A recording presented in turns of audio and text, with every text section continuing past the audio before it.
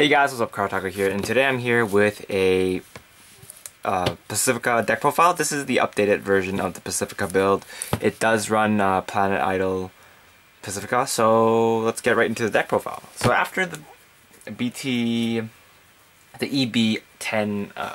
update, Pacifica builds got a lot stronger than before. But yeah, actually this is just what I use my first starting Vanguard, but anyway. So first up, for starting Vanguard, we have the Shizuku. She's the grade 3 searcher for Bermuda Triangle, so pretty self-explanatory. This deck runs her because, well, it's because you want to search for the Breakride, so I run that. Next, I run 3 Eternal Idol Pacificas. SP? No, okay. So, yeah, you run the Eternal Idol Pacifica because she's the main grade 3 that you want to ride after you Breakride. Her skill is Counterblast 3, Limit Break Counterblast 3. Bounce a card back to your bounce 2 Bermuda Triangle units back to your hand, and after that you may superior call 1 from your deck. And her second skill is if Top Idol Pacifica is in your soul, she gets plus 2k, so she's a cross ride. Pretty self-explanatory. Next we run 3 Planet Idol Pacificas. She's the Breakride of the deck. She comes as a promo in the EB10. So her skill is Limit Break 4. When a Bermuda Triangle rides on top of this unit, you may give that unit plus 10k power, and then when a Bermuda Triangle unit gets bounced back to your hand, you may search your deck for up to 1 Bermuda Triangle unit and call it to a rearguard circle. And her second skill is this is actually quite unique for a Breakride, I guess. It doesn't get plus 1k or 2. It doesn't get 1k or 2k when it attacks the Vanguard, but instead it has another skill. It activates in the soul. So when you counterblast 1, you can add a Top Idol Pacifica from your rearguard circle to your hand. I mean, to your soul, and then you can bounce this card back to your hand. So basically, you can cross ride early while you Breakride. So if you have Eternal Idol or Top Idol Pacifica, then you can do that. Next, I run 2 Top Idol Pacifica because, well, you might want to cross ride because it's nice to have a 13k base. So yeah. So if you do get this combo off, you actually get quite a bit of hand. But if you don't, then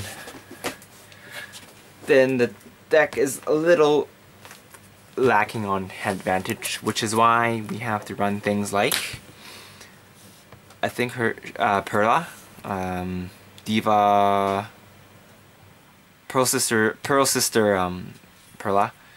Her skill is when this card attacks, hits, you may pay the cost, and then Soul Blast 1 to bounce a card back to your hand. So use her combo with the grade 1 sister to, you know, bounce to draw, basically. Next I run 4 12k attackers. Pretty self-explanatory. And then I run 2 of these damage and flippers. When this card gets back to your hand, you may Soul Blast 1 to unflip 1 damage.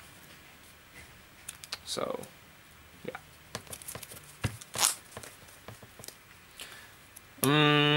She's okay with Pacifica.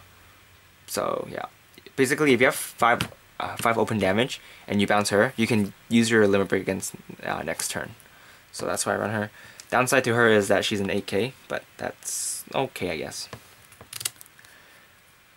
For grade 1s, I run 4 of the grade 1 Pearl Sisters per relay, I think.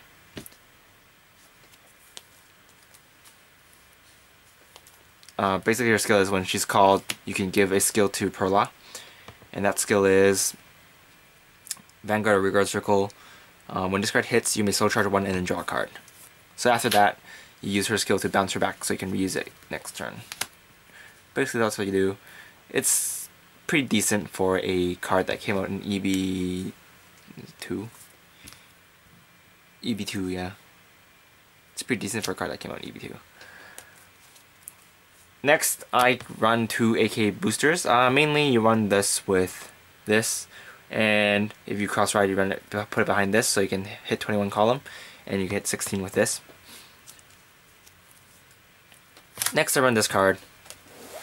She is not actually that great, but early game you can put some pressure on with this. If you don't manage to not draw into her, you can put this behind your Vanguard if you ride into this, and if you hit, you can just Soul Blast 1, bounce this card back to your hand, and if you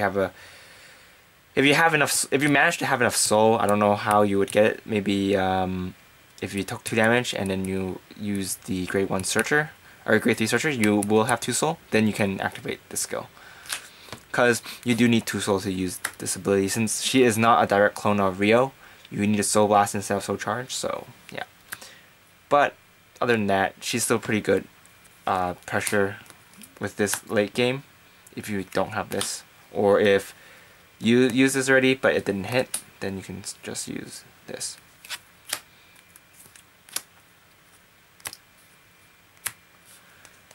Finally, I run 2 of the Unflippers. This deck is very counterblast heavy, so that's why I run these. You might think you use a bit too much Soul Blast in this deck, but if you actually get these off, then you'll have extra soul in your soul to use. Also, if you ride into Pacifica, you will also have extra soul to use because you do soul charge. So that 2 counterblast that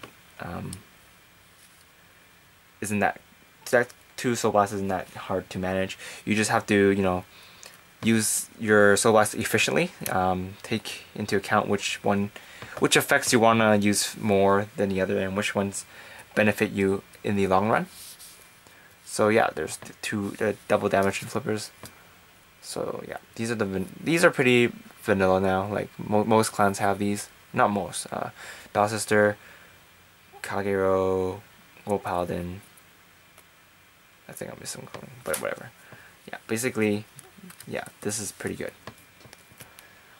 For triggers, and then for perfect guards, because perfect guards are perfect guards, and I don't like quintet walls.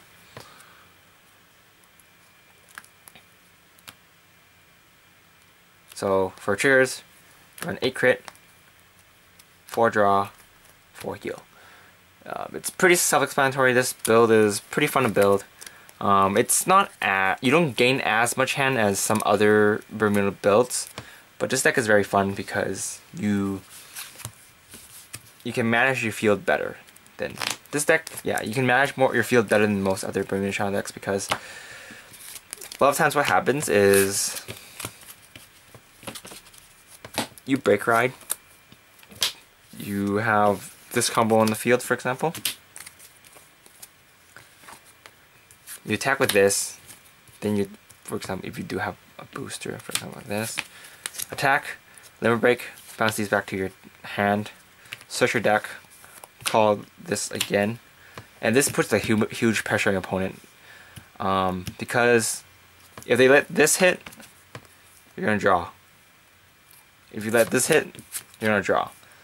And basically, if they don't have enough guard and they are at 4 damage, and they have to let it hit, then you're pretty much gonna get a free card, so that's pretty nice. And after you hit with this, you can bounce back your hand, and then you get an extra 5k guard with next turn if you need to. So yeah, that's pretty much it for this deck profile. This is a very fun deck to play. Competitive wise, it's not very competitive, but it's very fun. So yeah. Anyway, this is Carl Otaku, and I will see you guys later. Bye!